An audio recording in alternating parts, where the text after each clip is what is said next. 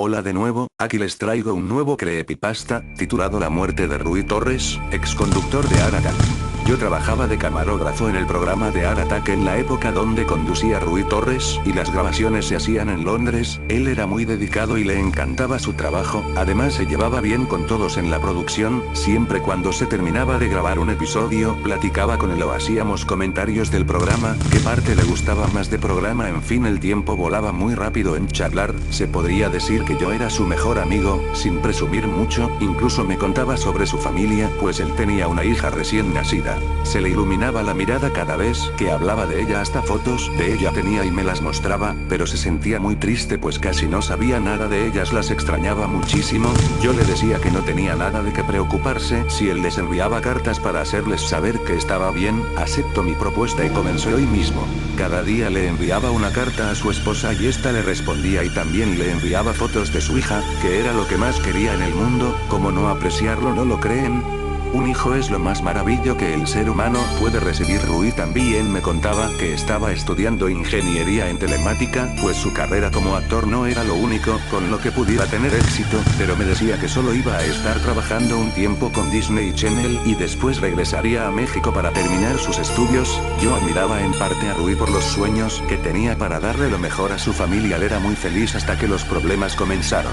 Un día mientras grabábamos un episodio, dimos la primera pausa para darle un descanso a Rui. En ese momento llaman por teléfono, era su esposa, y por el tono en el que Rui le contestaba no era muy bueno. Cuando finalizó la llamada le pregunté qué era lo que pasaba y él me contestó con un tono molesto que no tenía nada. La pausa terminó y volvimos con el programa. Cuando terminamos de grabar, Rui se fue a su camerino enfurecido. Lo seguí para preguntarle qué era lo que tenía nuevamente, y me contó que había tenido una pelea con su esposa. Ella le decía que hasta cuándo iba a dejar de grabar ese estúpido programa, y él le respondió que tomaría un poco de tiempo, porque lo habían contratado para que grabara una segunda temporada. Su esposa nuevamente contestó enfurecida que nunca tenía tiempo para hablarle, que lo único que le importa es su programa y no tiene el tiempo suficiente como para hablar con ella. Él contestó que le manda cartas para saber cómo estaban, pero en ese momento ya había colgado. Rui estaba a tiempo, que solo lo que podía hacer era irme y dejarlo solo. Desde ese momento empezó a tener más y más problemas con Elena, su esposa, que hicieron cambiar el humor de Rui. Ya no era el simpático y energético de antes, ahora solo terminaba de grabar y se encerraba en su camerino, pero ese solo era uno de los tantos problemas que tuvo.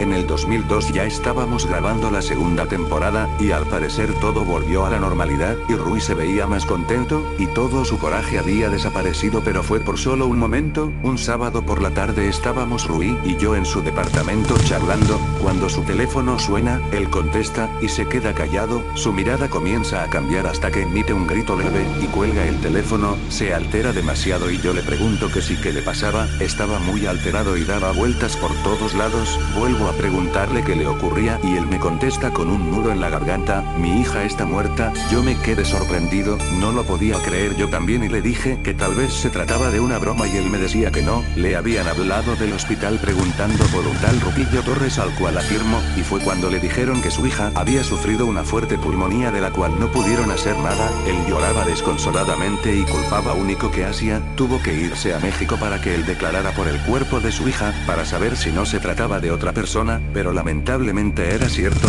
su hija estaba muerta. Pasaron 2 semanas y Rui regresó de nuevo a Inglaterra, a los estudios de Disney Channel. Me alegraba que estuviera de nuevo aquí, pero su mirada era otra. Me contó que después del funeral de su hija su esposa le pidió el divorcio, pues ella ya tenía una nueva vida con otro hombre. Rui estaba destrozado, pero después de algunos instantes su cara cambió, como si nunca hubiera pasado nada. Bueno, hay que comenzar de nuevo, me contestó. Yo le dije que hacía bien que actuara de esa manera, pero en el fondo su mirada no me daba buena espina, solamente le seguí la corriente. Desde ahí fue donde cambió completamente. Después de que se terminara de grabar un capítulo, Rui se iba a su camerino entusiasmado, como si tuviera algún plan o tramara algo. Lo seguí para saber qué es lo que hacía, pero siempre se encerraba. Solo lo que podía hacer era pegar mi oído a su puerta y escuchar. Oía que hablaba con alguien, murmuraba e incluso se reía de una forma macabra. Sentía un oía, y así estuvo por meses mientras se grababa la segunda temporada. Todos en el estudio notaban su cambio. De hecho, llegó a agredir a los productores y a otros trabajadores, los amenazaba y les gritaba. Cuando la segunda temporada estaba por llegar a su fin, decidieron que Rui ya no podía trabajar más, por su conducta, que ya no tenía remedio. Ese mismo día lo llamaron y le dieron su carta de renuncia. Rui estaba tan molesto que se lanzó contra el productor, lo estaba ahorcando. Llamaron rápidamente a los guardias y lograron sacar a Rui. Él gritaba: acaban de perder lo único bueno de su canal, imbéciles.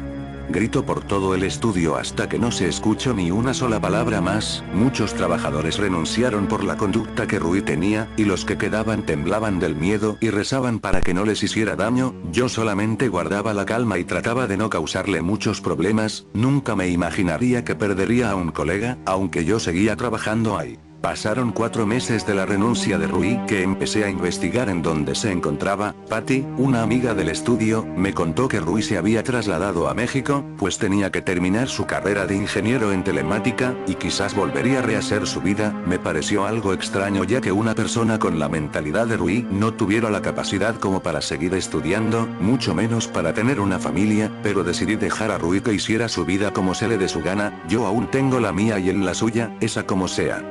Varios días después, cuando llegaba del trabajo, sonaba el teléfono, contestaba pero no se oía nada, contestaba pero era inútil, nadie contestaba. Hasta que colgaba el teléfono, las llamadas continuaron por meses, hasta que dejé de recibirlas, pero ahora ya no me molestaban por teléfono, ahora era por correo. Me enviaban alrededor de 200 mensajes por día y lo único que decían era: ayúdame, estoy solo. Pensaba que se trataban de virus o basura que la gente envía, así que solamente las ignoraba y las borraba, hasta que un día me llegó el mismo correo pero tenía algo diferente. Fui más abajo del mensaje y este tenía escrita una dirección. De nuevo me dije a mí mismo que eran solo correos basura, pero me picó la curiosidad y anoté la dirección. Salí de mi casa y seguí la dirección, hasta que me llevó a un edificio. La dirección además tenía el número de la habitación a la que debía entrar. Entré al edificio y comencé a buscar la habitación 203, subí las escaleras hasta enfrente de la puerta y comencé a tocarla. Para mi sorpresa no contestaba nadie, así que tomé la perilla de la puerta para comprobar si tenía candado. Cuando toqué la perilla de repente sentí un escalofrío recorriendo toda mi espalda, y podía sentir un ambiente negativo, se sentía pesado y sofocaba. Le di vuelta a la perilla fácilmente, lo que decía que la puerta no tenía ningún candado. La abrí lentamente, para lo que descubrí era un departamento desordenado y sucio. Caminé por la sala pero era difícil ya que había muchas cosas tiradas en el piso, además apestaba como si un animal hubiera muerto, hasta que llegué a una puerta. La abrí lentamente, no podía creer lo que veía, estaba el cadáver desnudo de una persona. Me horroricé demasiado, me acerqué lentamente para ver de quién se trataba. Me paré enfrente de él, era Rui, además tenía una nota pegada en su pecho, decía: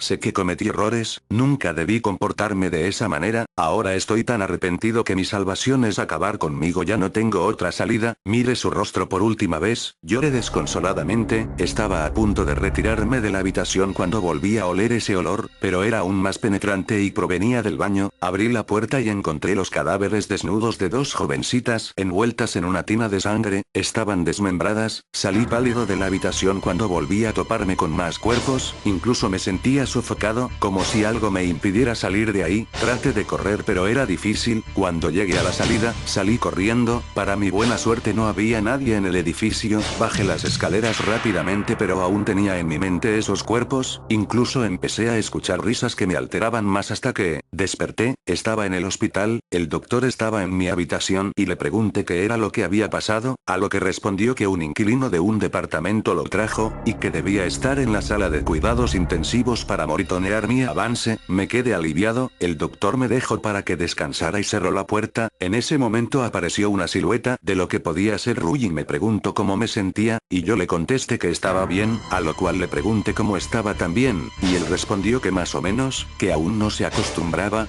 ¿Te acostumbrarás?, le respondí.